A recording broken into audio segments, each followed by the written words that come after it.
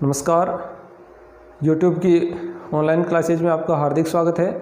हम पिछली कक्षा में अव्यय के बारे में पढ़ रहे थे, अविकारी शब्दों के बारे में हम अध्ययन कर रहे थे, जिसमें हमने अव्यय की परिभाषा और उनके भेद पढ़ लिए थे। आज हम एक एक का विस्तार से अध्ययन करेंगे। तो हमारा सबसे पहला जो अविकारी शब्द या अव्यय शब्द है वो है क्रिया विशेषण अव्यय शब्द। क्रिया विशेषण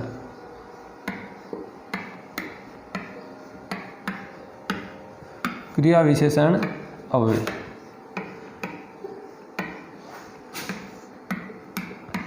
पिछली कक्षा में हमने देखा था कि विशेषण होते हैं वो विशेषता प्रदर्शित करते हैं, और यहाँ क्रिया विशेषण है इसलिए ये क्रिया की विशेषता को प्रदर्शित करेगा, यानी क्रिया की स्थिति को, क्रिया की विशेषता को प्रदर्शित ये करेगा। तो इसकी परिभाषा क्या है वो लिख देते हैं। वे अव्यय शब्द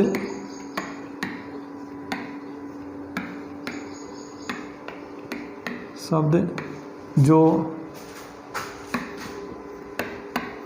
क्रिया की विशेषता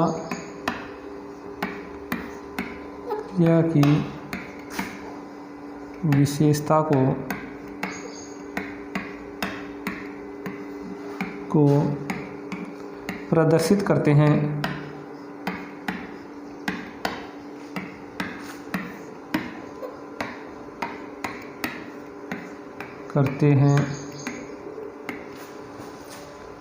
क्रिया विशेषण अव्यय कहलाते हैं।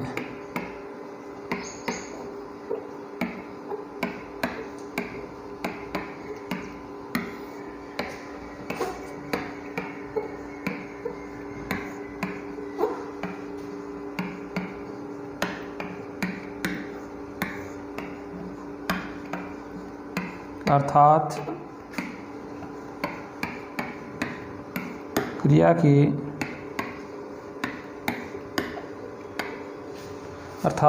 क्रिया के गठित होने के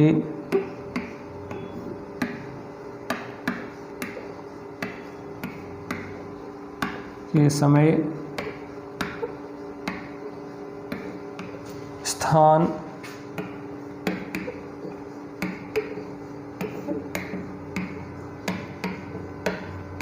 परिमाण व रीति, और रीति को ही हम कहते हैं ढंग,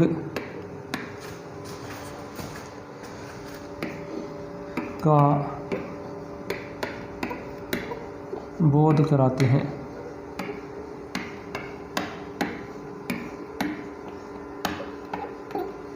अर्थात क्रिया के घटित होने के समय स्थान, परिमाण व रीति या ढंग का बोध कराते हैं, क्रिया विशेषण अव्यय कहलाते हैं।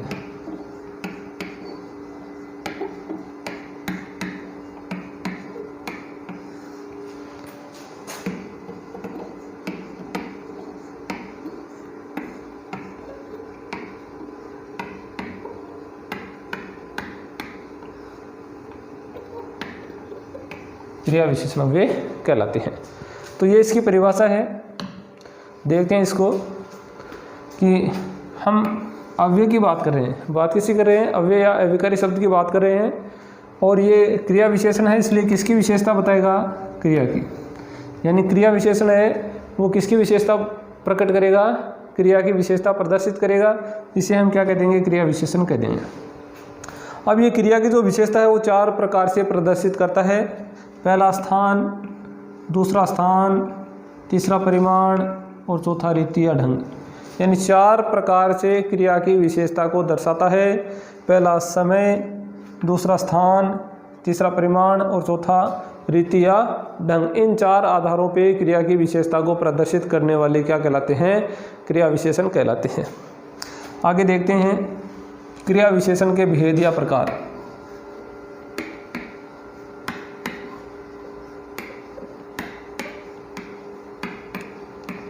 क्रिया विशेषण के भेद या प्रकार। तो क्रिया विशेषण के भेद कितने हैं या क्रिया विशेषण कितने प्रकार के होते हैं? तो हमने अभी चार बातें पढ़ी थी। समय के आधार पर, स्थान के आधार पर, परिमाण के आधार पर और रीति या ढंग के आधार पर। तो इस प्रकार से क्रिया विशेषण है वो कितने प्रकार के होते हैं? 4 प्रकार के होते हैं। यानी क्रिया विशेषण है वो कितने प्रकार के होते हैं? 4 प्रकार के होते हैं। इसमें पहला है कालवाचक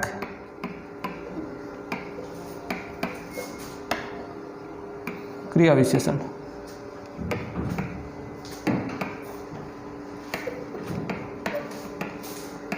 अव्यय यानी जो समय को प्रदर्शित करता है उसे हम कालवाचक क्रिया विशेषण कहते हैं। दूसरा है स्थानवाचक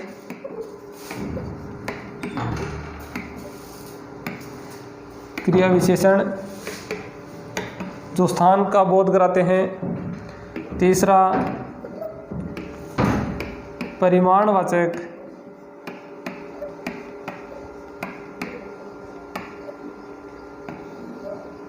क्रिया विशेषण, जो परिमाण का बोध कराते हैं। और चौथा है रीतिवाचक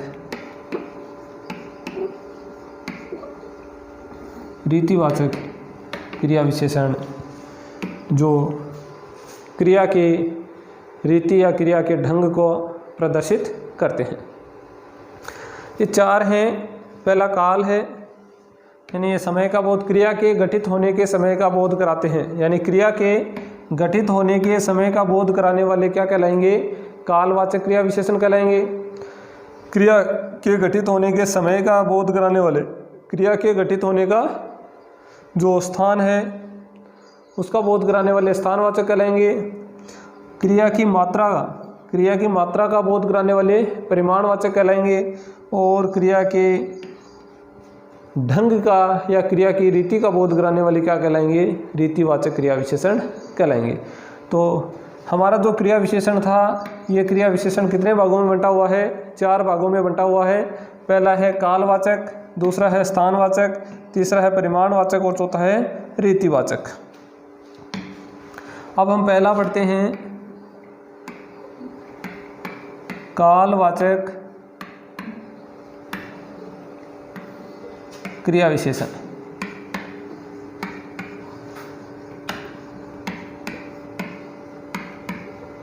और इस नाम से ही पता चल रहा अपना कि जो क्रिया की विशेषता बताएंगे वो किस आधार पर बताएंगे?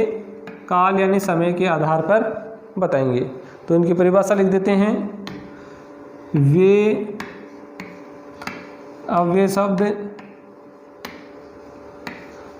अव्यय शब्द जो क्रिया के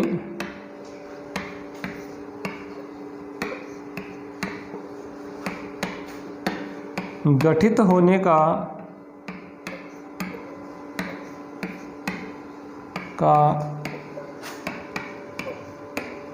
बोध कराते हो,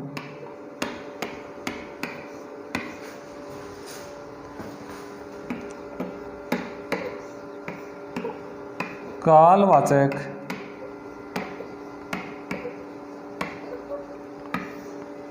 क्रिया विशेषण कहलाते हैं।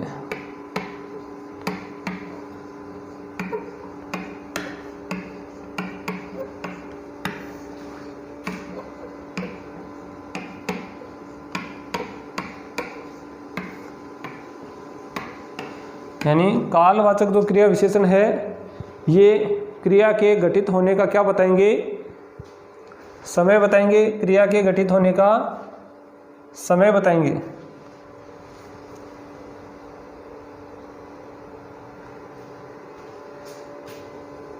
क्रिया के घटित होने के समय का, यहाँ ये लिखना है कि वे अव्यय शब्द जो क्रिया के घटित होने का क्या बताएंगे? समय बताएंगे। उन्हें ही हम क्या कहेंगे? कालवाचक क्रिया विशेषण कहेंगे। तो यहाँ पर जब हमसे पूछा जाए कि कालवाचक जो क्रिया विशेषण है वो क्या है, तो हम बताएंगे कि वे अव्यय शब्द जो क्रिया के घटित होने के समय का बोध कराते हैं, यानी काल का बोध कराते हैं, उन्हें हम क्या कहते हैं? कालवाचक क्रिया विशेषण कहते हैं। अब इनके कुछ उदाहरण देखते हैं अपन। राम जयपुर से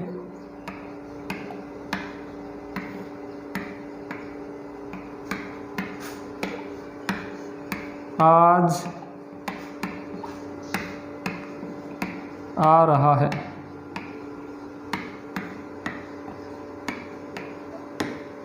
राम जयपुर से आज आ रहा है, और हमसे पूछा गया कि इसमें कौन सा क्रिया विशेषण है।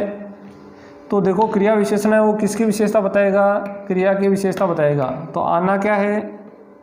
क्रिया। राम जयपुर से आ रहा है, तो आना क्या हो गया?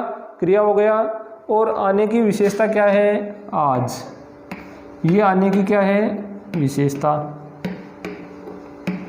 तो जो विशेषता बताते हैं वो क्या कहलाते हैं? विशेषण।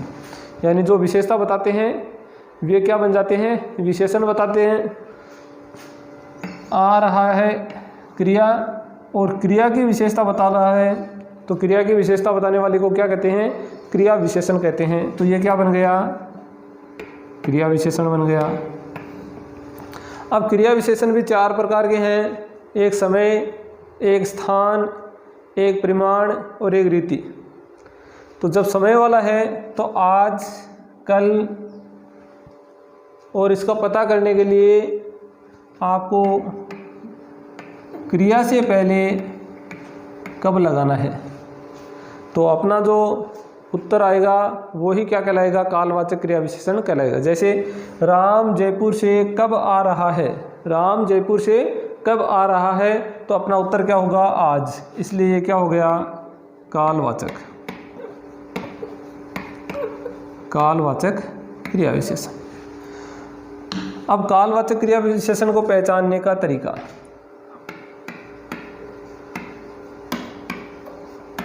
कालवाचक क्रिया विशेषण को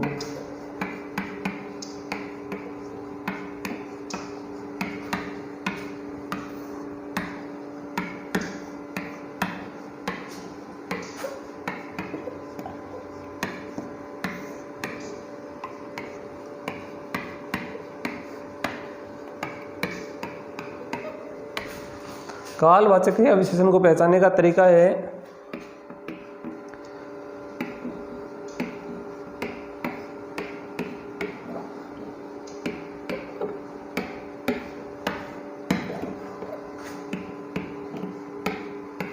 क्रिया से पहले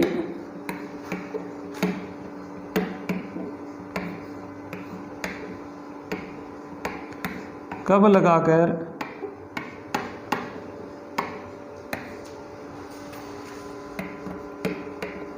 प्रश्न करने पर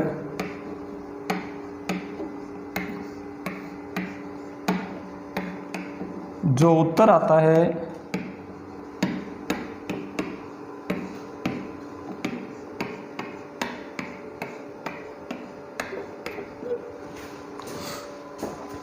कालवाचक क्रिया विशेषण कहलाता है।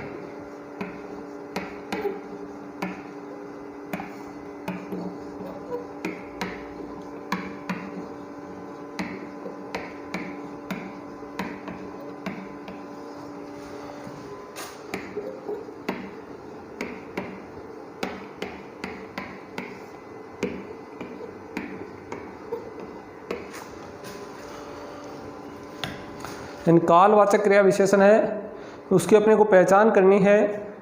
तो यहाँ से ये ध्यान रखना है आपको, क्रिया के साथ में क्या लगाना है, कब लगाना है। यानी क्रिया के साथ में कब लगाकर हम जब क्वेश्चन करते हैं और अपना कोई आंसर आ जाता है तो वो फिर क्या बन जाता है? कालवाचक क्रिया विशेषण बन जाता है। कैसे बनेगा? क्रिया से पहले आपको क्या लगाना है? क्रिया से पहले कब लगाकर आपको क्वेश्चन करना है, और अगर उत्तर आ गया तो क्या बन जाएगा? कालवाचक क्रिया विशेषण बन जाएगा। अन्य उदाहरण के द्वारा समझते हैं।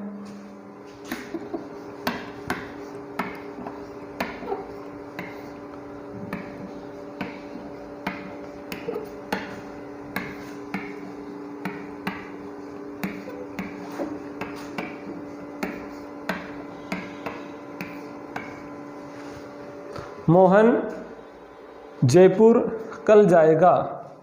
अब क्रिया तो क्या है यहाँ पर, जाना, ये है क्रिया, जाना क्या है, क्रिया है।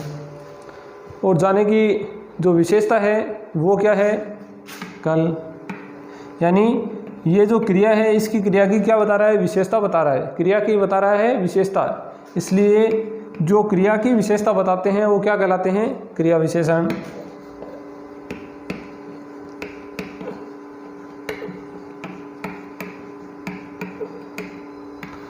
और क्रिया विशेषण को भी 4 भागों में बांटा था, जिसमें पहला समय था, दूसरा स्थान था, तीसरा परिमाण था और चौथा रीति था। तो यहाँ पर हम जब कब रख देते हैं, मोहन जयपुर कब जाएगा, तो अपना उत्तर क्या आएगा, कल जाएगा। तो कब का उत्तर आ रहा है, इसलिए ये क्या बन गया आपका, कालवाचक बन गया। इस प्रकार से हम कालवाचक क्रिया विशेषण की पहचान कर सकते हैं। आगे वाला जो है अपना काल के बाद में स्थानवाचक, दूसरा स्थानवाचक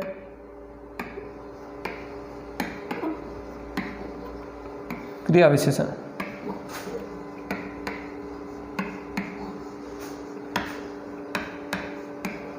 स्थानवाचक क्रिया विशेषण, वे अव्यय शब्द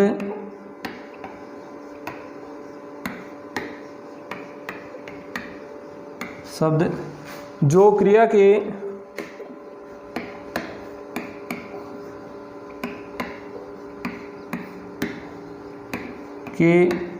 गठित होने के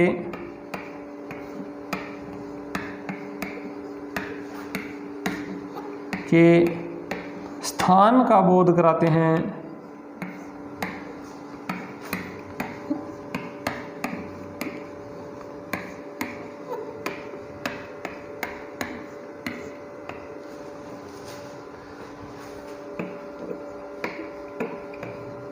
स्थानवाचक क्रिया विशेषण कहलाते हैं।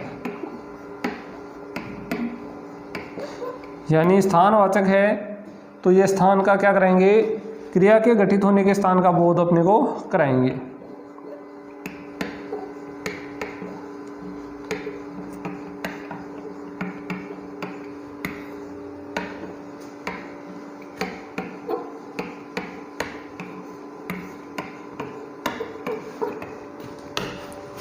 यानी जब स्थान है, यहाँ लगा हुआ स्थान है, तो क्रिया की विशेषता बताने वाले क्रिया विशेषण, और ये स्थान का बोध कराते हैं, इसलिए क्या नाम हो गया इनका, स्थानवाचक क्रिया विशेषण हो गया। पहचान का तरीका, इसकी पहचान कैसे करेंगे, पहचान का तरीका, और इनकी पहचान करेंगे कहाँ प्लस क्रिया। क्रिया के पहले कहाँ लगा देंगे, क्रिया के पहले किसका क्या लगा के क्वेश्चन करना है, कहाँ लगा के क्वेश्चन करना है। अगर उत्तर आ जाता है तो वे स्थानवाचक क्रिया विशेषण कहलाएंगे। जैसे उदाहरण देते हैं,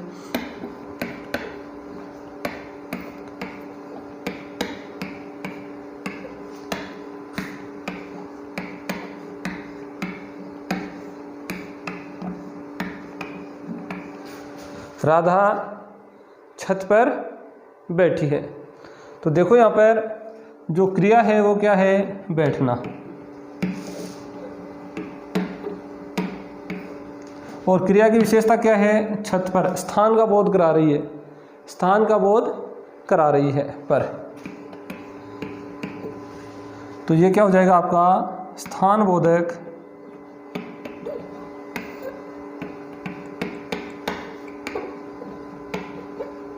क्रिया विशेषण।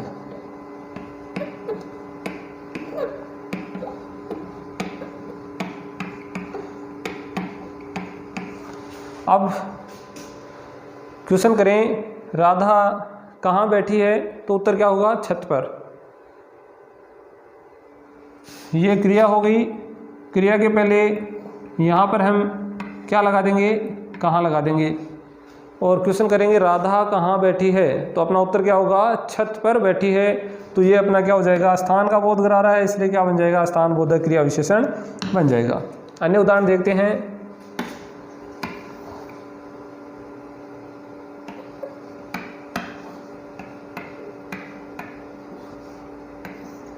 बिल्ली मेज पर बैठी है।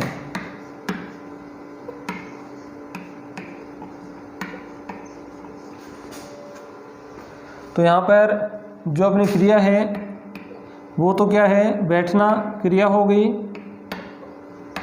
और इसकी विशेषता क्या है, मेज पर। बिल्ली कहाँ बैठी है, मेज पर। तो पर में क्या हो जाएगा आपके यहाँ पर, स्थान बोधक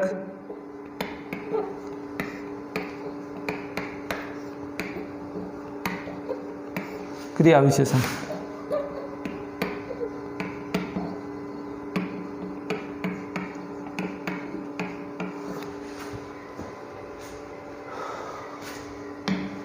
तीसरा उदाहरण देखते हैं।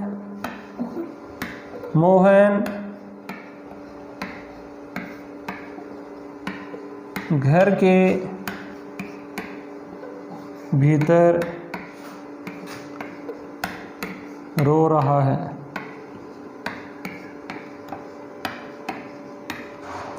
और पूछा इसमें कौन सा अव्यय है, तो देखेंगे अव्यय है वो किसकी विशेषता, आपका जो क्रिया विशेषण है वो किसकी विशेषता बता रहा है, क्रिया की। तो रोना क्या है, क्रिया।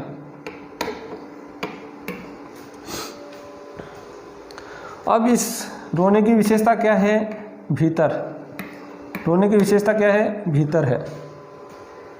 ठीक है, रोने की विशेषता कहाँ है, भीतर। तो मोहन कहाँ रो रहा है, घर के भीतर रो रहा है। तो जो ये भीतर है इसमें क्या हो जाएगा आपका, स्थान बोधक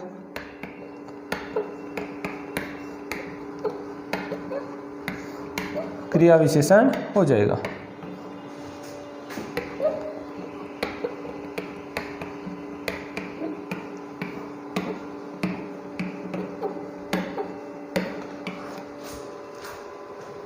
इस प्रकार से अपना ये स्थान बोधक हो गया।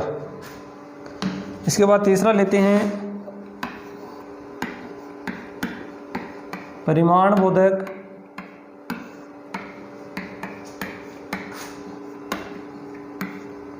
क्रिया विशेषण।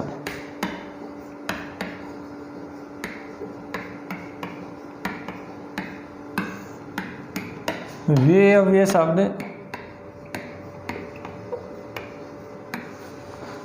अव्यय शब्द जो क्रिया के परिमाण का बोध कराते हैं।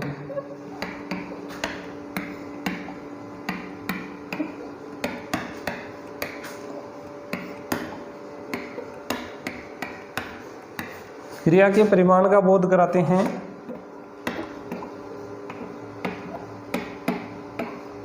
परिमाणवाचक क्रिया विशेषण कहलाते हैं।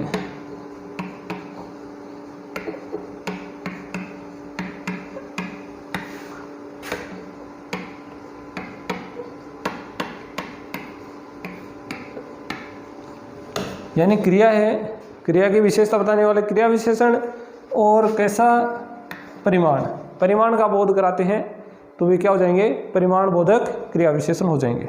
उदाहरण लेते हैं। पहले पहचानने का तरीका, उनको पहचानेंगे कैसे, कितना,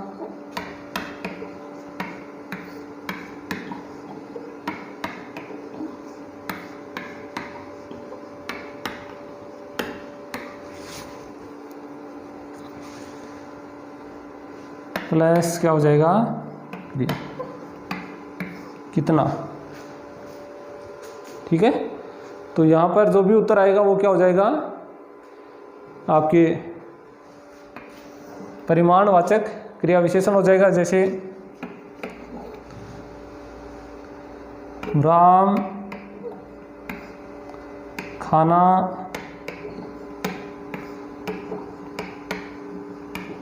बहुत खाता है। राम खाना बहुत खाता है। अब आपको पूछे कि इसमें कौन सा अव्यय है, तो देखो ये तो क्या है, क्रिया, खाता है, खाना तो क्या है, क्रिया, और ये इसकी क्या है, विशेषता। ये इसकी क्या है, विशेषता बता रहा है। तो क्रिया की विशेषता बताने वाले क्या होते हैं, क्रिया विशेषण। क्रिया की जो विशेषता बताते हैं वो क्या कहलाते हैं, क्रिया विशेषण कहलाते हैं।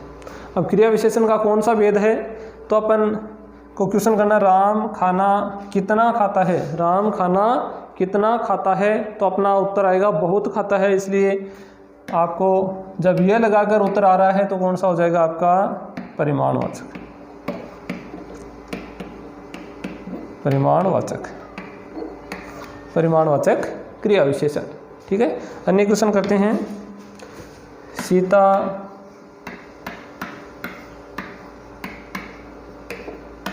बहुत रोती है। सीता बहुत रोती है। रोना क्या है, क्रिया है, और क्रिया की विशेषता क्या है, बहुत है। तो क्रिया की विशेषता बताने वाले क्रिया विशेषण। और क्वेश्चन करेंगे, सीता कितना रोती है, तो सीता कितना रोती है, बहुत रोती है। तो उत्तर हो जाएगा अपना परिमाणवाचक।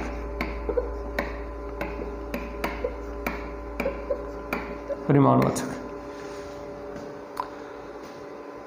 इस प्रकार से अपना जो ये परिमाणवाचक था ये पूर्ण होता है। आगे रीतिवाचक हम कल की कक्षा में करेंगे। धन्यवाद।